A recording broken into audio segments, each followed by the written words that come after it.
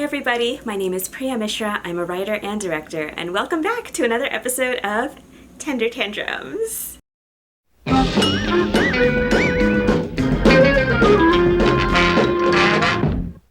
So today I'm here to tell you why Scooby Doo Camp Scare is my favorite movie of the franchise. Now, if you're someone who didn't really watch the old Scooby show, then this might not be the film for you. But if it's something that you enjoyed and feel nostalgia for, then I think that this film does a wonderful job of calling back to the old films and following all the things that made it so successful while integrating new storylines and adapting it for modern day. I would recommend this as a good family film to watch if you've got kids, even if you weren't into Scooby yourself, because I do feel that it's engaging enough as a story that it stands up on its own outside of its place in the franchise. Now, let's dive in. So the film is about the Mystery Gang and their first time as camp counselors at the summer camp that Fred used to go to every summer when he was a kid. However, the story takes a turn when they realize that all of the monsters in the campfire stories have been coming to life and scaring away all the campgoers. Now, having summer camp as a location is just so good. I mean, there's nothing more quintessentially summer than summer camp. But there's this potential fearful note to it as well. It's a place to go on adventures, but it also carries a sense of wilderness and otherness. Summer camp is away. You go away to summer camp, but that also makes it intrinsically other. A place that is not your home, a place whose perimeters and inherent nature are something that are unfamiliar and uncontrollable. On top of that, the idea of ghost stories are almost built into the summer camp experience. It doesn't feel as convoluted as some other Scooby films, where the ghosts and monsters can feel so far-fetched and out of place. Instead, the idea of campfire stories coming to life is almost woven into the summer camp experience itself. For adult viewers, there's a nostalgia factor that can bring back memories of younger times, and especially if they were Scooby viewers. It can bring about access to a younger you, one that went to camp, one that used to watch Scooby, and have that part come bubbling to the surface, so that the experience is almost doubly powerful. So there are a few elements to this film that have remained consistent from good, engaging, and nourishing Scooby media since the 1970s.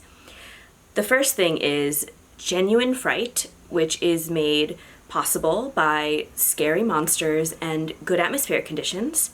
And then the second thing is relationships and character. The film also does throwbacks to the original show in subtle but fun and fulfilling ways for longtime fans of the franchise, by including things like scuba diving, creepy caves, dynamite, and also certain visual spoofs. And mannerisms. These are really cute Easter eggs for sure. And a third element, which I really love about this film in particular, but don't see as often in other Scooby media, that cements it as my fave, is its awareness of class.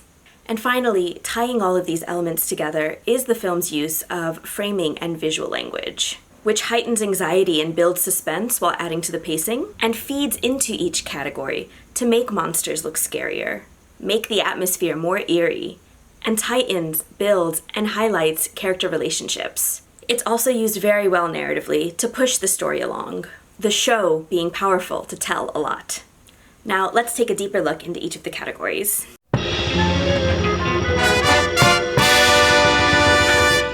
So, I said this was the third element, but I'm going to talk about it first because at the end we're going to do a big analysis of the lake scene, which is one of my favorite scenes ever, and class doesn't really play as much of a role there. So, from the very start of the film, we're made aware of a divide beyond just rivalry at the two camps. Look at this title card. And then at the very first scene where we're introduced to Camp Big Moose versus Little Moose. Hey gang, check it out. Wow, that place is beautiful. Oh, that's not Camp Little Moose. It's not? That's Camp Big Moose. That's Camp Little Moose. The split between the have Big Moosers and the have not Little Moosers is made very obvious through the deliberate use of particular visual and audio cues. So much so that you're keenly aware of their differing socioeconomic status even when they're just introduced. Look at the beauty and bright coloring of Big Moose versus drab, dreary, and dead Little Moose. even down to the elevation and angle at which we see them, of looking down at Big Moose, then across, like a fancy bird's eye view, while just plain old looking down at Little Moose. Even its location is physically under Big Moose, subservient to it, at the bottom of a dam. Visual language works to emphasize the deep social divide between the two camps, not just by cementing things we already know about the disparity between them, but by pulling those things to the extreme to create a strong foil. And we see this most strongly when it's actually used to drive the plot forward, which is the lake. Like, the lake at Camp Little Moose is so freaking nasty and uninhabitable that they have to go to Big Moose Lake to enjoy those activities instead. And there is so much more natural abundance there too. The whole place so green and lush compared to dry, cracked, acidic, toxic yellow-looking Little Moose. It also brings up the question, who has the right to green? In our era of man-induced climate change, where we see that communities of color and low-income communities are disproportionately affected by heat islands, I think it's an important question to keep in mind. Now look at the distance they have to traverse elevation-wise, from high to low, to get back to Little Moose when escaping the fishman at Big Moose Lake. It takes forever and really just cements Little Moose's place as something that's far, far beneath Big Moose. Now, we know that's not true, but another thing I enjoy about the film is how much it pokes fun at this dynamic, at how much the Big Moosers believe that they are superior. Like, yes, the amenities at Little Moose are raggedy. Raggedy cabins, raggedy kitchens, raggedy-ass lake, the eyeball popping off of their mascot. But compared to Little Moose, Big Moose is simply beyond excessive, and it's so excessive to the point of not even really being a summer camp anymore. Listen to the techie music that plays when we're first formally introduced to Big Moose. It shows how technologically advanced it is. But is that really something you need at summer camp? While Little Moose are in canoes, Big Moose are in jet skis. But its excess goes far beyond anything a summer camp would need. The stolen sonar equipment from the Marine Center, which houses an orca, the RV motocross arena thing, like, who needs all this at a summer camp? So the pièce de résistance here is how much excess food there is at Big Moose, and how they still won't allow any of the Little Moosers to have any of it. They're chased out! And not only that, but rather than sharing, the Big Moosers, like, throw the perfectly good food at the Little Moosers to scare them away. So the food is being wasted, not eaten, just to prevent the Little Moosers from having any of it. Which also just feels so applicable to these corporations that destroy perfectly good supplies, makeup, food, before they throw them away so that people who are diving the dumpster can't have access to them. Which is so beyond fucked up and unnecessary and wasteful, and I just enjoyed that they put that in the film as well. Oh, and the final thing was the turncoat. Put that down! What do you guys think you're doing here? You don't go to Camp Big Moose! Busted. The turncoat Little Moose counselor who ran away to Big Moose and then snitched on Shaggy and Scooby, and fucked up how that happens too, huh? These turncoats. So yes, that's why I enjoyed the class portion of the film very much. So while class was something kind of more insular and special to this media, you can also see it in Monster of Mexico for sure, and certain other Scooby episodes. Beyond that, something in the original franchise that was brought into this movie and done very well was the scare factor.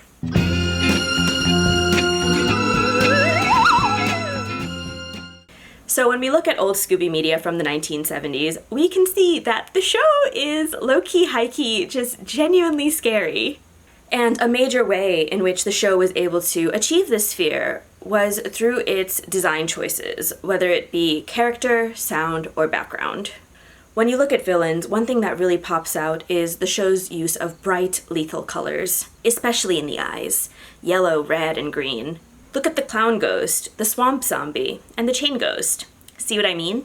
In Camp Scare, we have the woodsman with his bright yellow eyes with green irises, his gross green skin, the fishman emerging from black with gleaming eyes and teeth, and the specter, obviously the scare of her flying, but also the bony fingers and claw. And in a way that is kind of a step beyond the old media, this film gives you a sense that there is real danger here.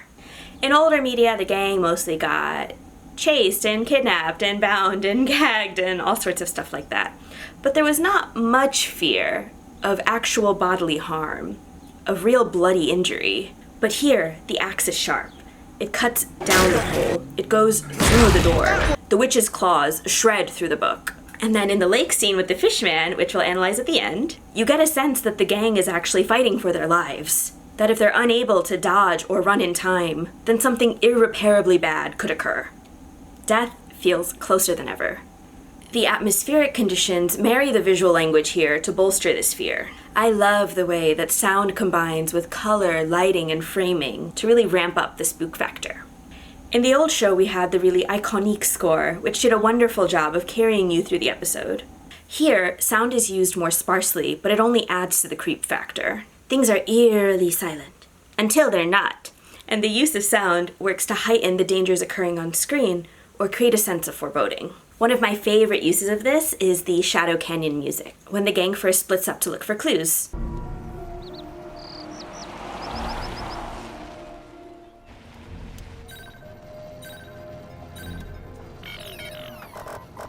We lost the signal. Now what? It must be the batteries. No, I just bought new batteries for the trip.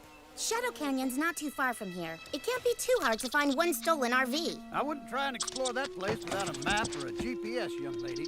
Many a hiker has lost their way around those parts. I hope Fred and Daphne are having more luck than we are. Check it out. Tire tracks. Good eye, Trudy. The bees, the sickly yellow / buzzing, the foreboding music. It's also atmospheric and does a wonderful job of creating suspense. And as we saw earlier, sound was used to convey class. Now let's watch a short clip from the beginning of the film.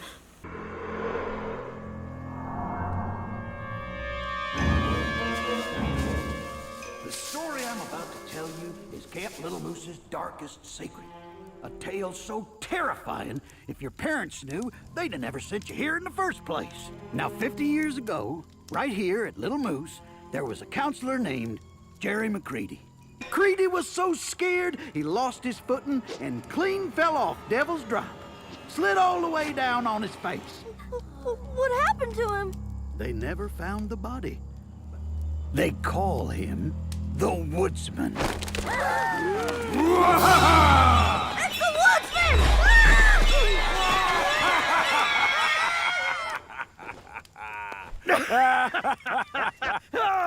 That was great, Daryl. You had him jumping higher than a tick on a trampoline.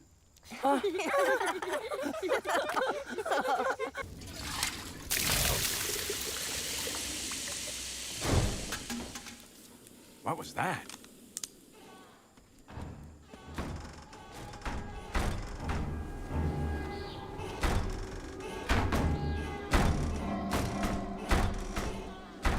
I could swear I locked that door. Huh?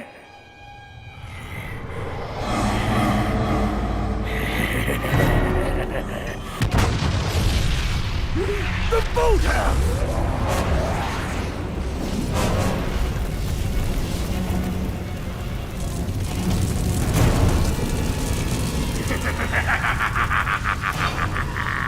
It can't be!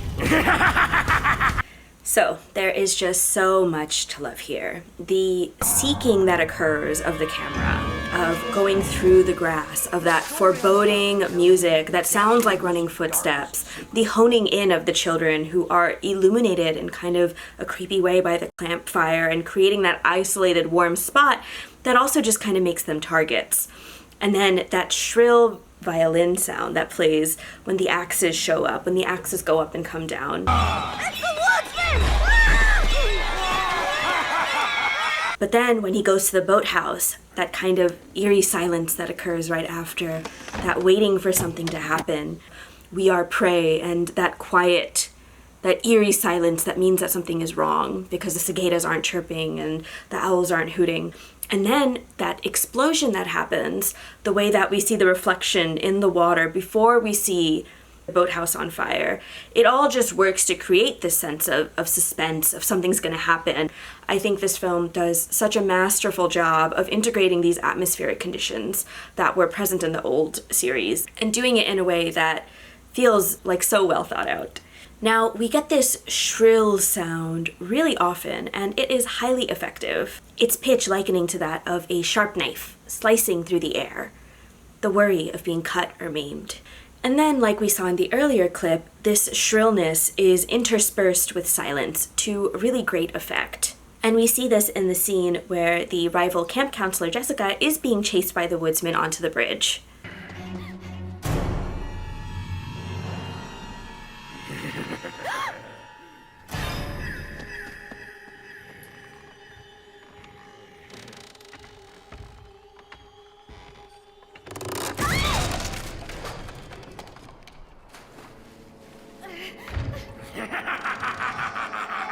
Hold it right there, woodsman.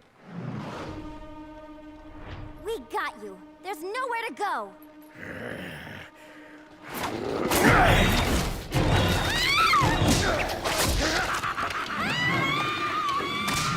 There is silence when she reaches the bridge itself and is crossing it, but it's interspersed with that really shrill sound afterwards where he goes to slice the ropes.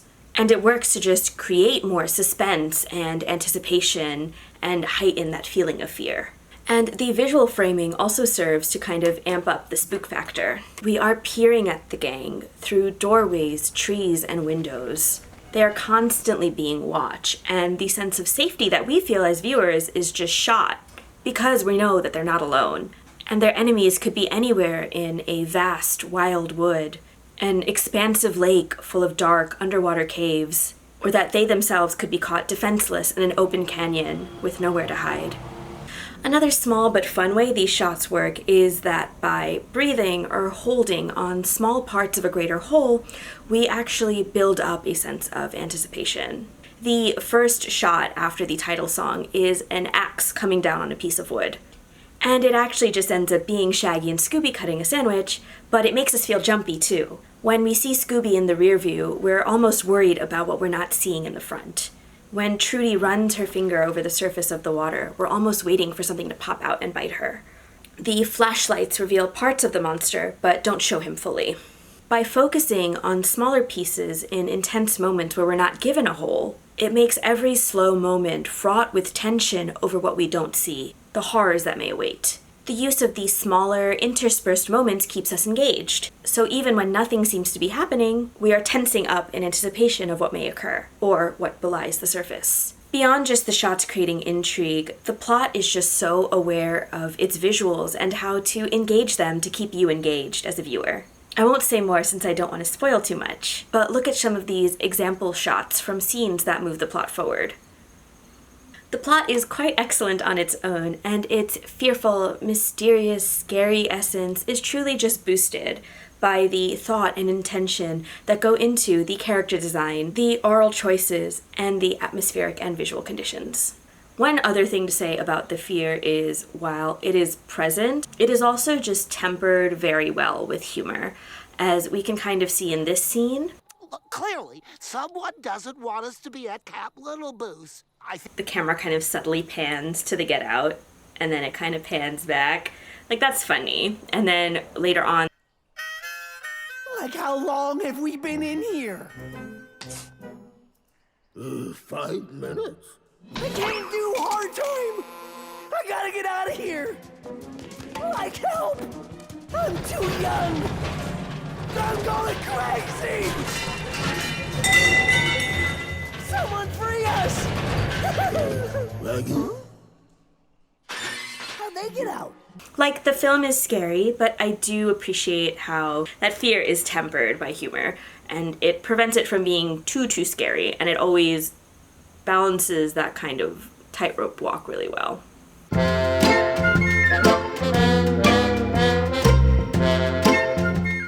So I've said so much about the spooky spook factor, but what makes Scooby Doo my favorite thing to watch is how all this fear is tempered by love, care, and togetherness. For me, the thing that made Scooby Doo special as a kid was the fact that they were all so obviously flawed. and yet just as obviously loved for and cared for by each other. If any of them were in danger, the others would come rushing forward to help, almost automatically. And the tasty thing about the show was that it created a space where you got to play around with experiencing and embodying the fear, but ultimately knowing that you're not alone, that you'll be cared for and rescued and cradled, and that everything will be okay in the end. Which is like very BDSM of it, but that's a conversation for another video. Even the opening scene of this film at the camp supply store. You know how excited Fred is about taking us to his old summer camp. I am so excited to take you guys to my old summer camp. Like you don't say. We see that they know how excited Fred is and that they love him. And of course that they'd follow him anywhere, as they all would for each other. And look at this clip. Where are Shaggy and Scooby? And look at Fred protecting Velma too as Shaggy and Scooby fly into the Mystery Machine. And there are so many like quiet, tender moments like that in the film that I adore. But the major thing that was most important to me was that they never abandoned each other. And you were never truly afraid that someone would be abandoned or lost or left behind. I think as someone who felt that way so often as a kid, and even feel it keenly as an adult sometimes, that was the most important thing to preserve in all the iterations of the show. We see this in the lake as they were being chased by the fish monster, that they always went back for each other. When they were being chased by the woodsman. Get out! Hold that thought, Woodsy!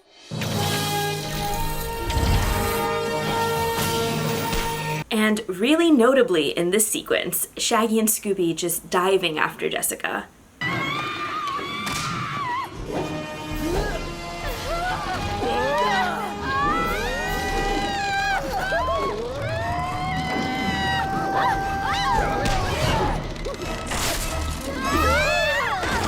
The fear that she could have actually fallen, the instinctual need they had to go after her. And this also kind of solidifies my theory that in the mind, body, heart, soul divide of the Mystery Gang, Shaggy and Scooby are most certainly the heart. With Daphne as the soul, since she is so central to feelings of fear, which is kind of at the core of all mysteries. And obviously Fred is the body and Velma is the mind. But this is all also another video. And I will also say, I feel like Matthew Lillard is just such a dish, and I wish they had kind of infused some of that fruity sensuality he has into Shaggy's character. Like, especially because we're in, like, the Bushwick boy era, I feel like more could have been done here. Like, if I were Jessica and Shaggy dove after me, like, off that bridge, I would just be obsessed with him for the rest of my life. And I don't think I'm wrong in saying that. They're also all just so good with kids in this film, which I really appreciate as an imaginer of the Scooby Gang as an alternate to policing. LOL. So finally, to put this all together, I present to you the lake scene, which is my favorite scene in this film. So we'll watch this and then we'll do a little mini analysis to see why this scene is a microcosm of what makes the film as a whole so lovable.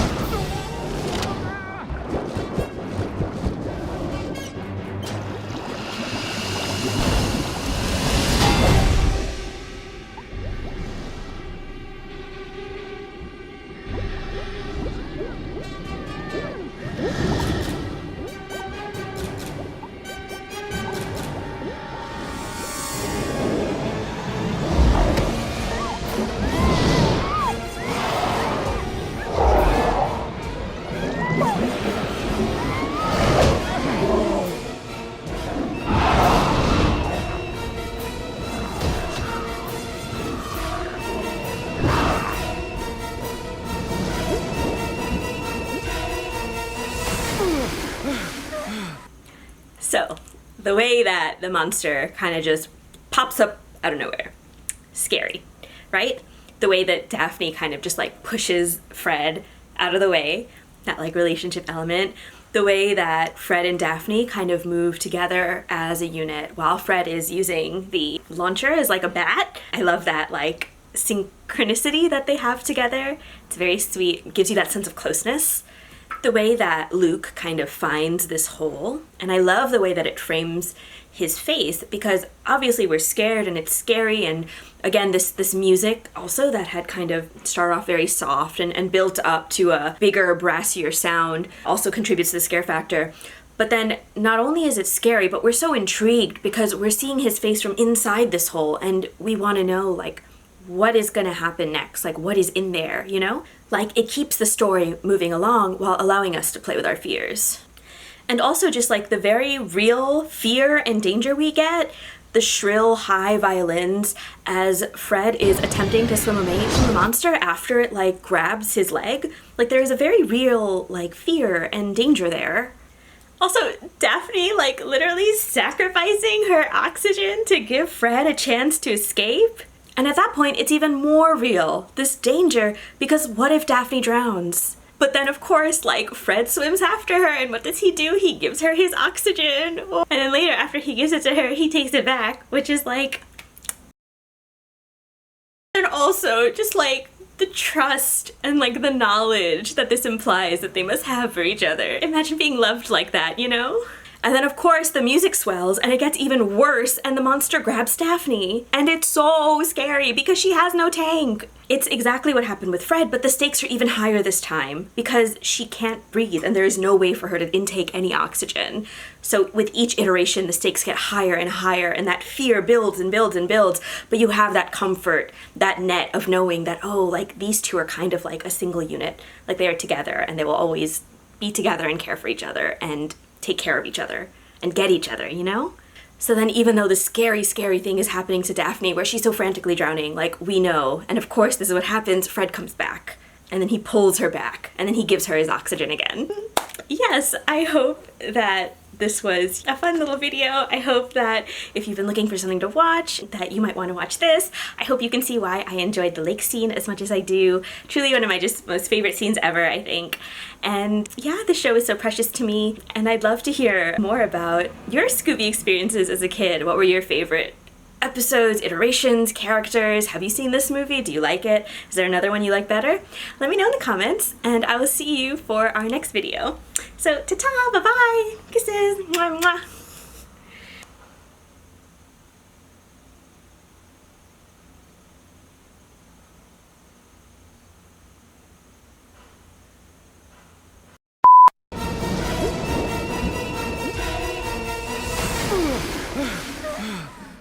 That was close. Are you okay? Yeah, thanks to Daphne. Anytime, Freddy.